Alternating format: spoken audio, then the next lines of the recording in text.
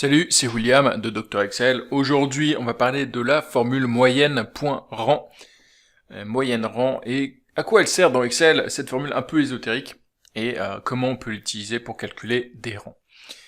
Comme d'habitude, je vais te donner les exemples qu'on va voir en dessous dans le fichier final, donc tu peux le télécharger, le lien est juste en dessous de la vidéo, donc tu peux déjà le télécharger pour avoir les formules sous les yeux pendant que je te montre, et comme ça, pour mieux comprendre, et puis comme ça, tu pourras aussi télécharger les guides gratuits et la formation gratuite qui vont avec pour devenir un pro d'Excel. Alors la formule moyenne.rang, elle est un peu vicieuse, parce qu'en fait, c'est pas une formule de moyenne, si tu veux. C'est la formule moyenne du rang. En fait, en anglais, je crois qu'en anglais, c'est rank AVG, rank average. Donc c'est en fait la moyenne du rang, mais c'est pas une moyenne, c'est plutôt le rang moyen, tu vois. En tout cas, moi je trouve ça un petit peu, je sais pas, trompeur, un peu trompeur. Donc ici, ce qu'on va faire, c'est qu'on va calculer le rang de différents nombres dans une série, et puis on va calculer la moyenne du rang pour voir un peu ce que ça donne. Donc si je calcule le rang, si je vais prendre le nombre 3 par exemple, je vais calculer égal rang de 3 dans ma série, et puis l'ordre, on va mettre ordre croissant ou décroissant, on va mettre en ordre croissant.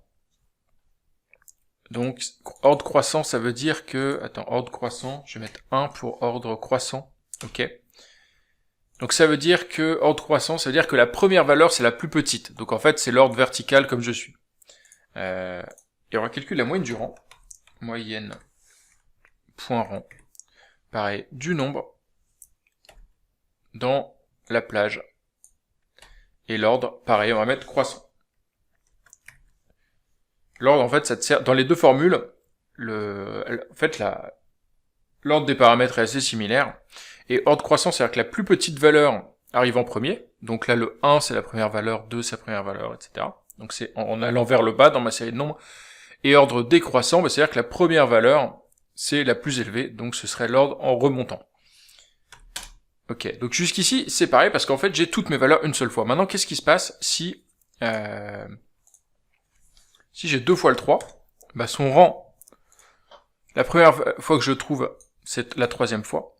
Par contre, en fait, je le trouve la troisième et le quatrième. Donc son rang, est-ce que c'est 3 ou c'est 4? La formule rang, elle nous donne la première fois que je le trouve dans ma série. La formule moyenne.rang, elle nous renvoie la moyenne des rangs. Donc c'est la moyenne des différents rangs. Donc ici on l'a 2 fois, donc si on l'a 3 et 4, donc la moyenne se fait 3,5. Si on l'a 3 fois, ça nous fait 4, etc. etc.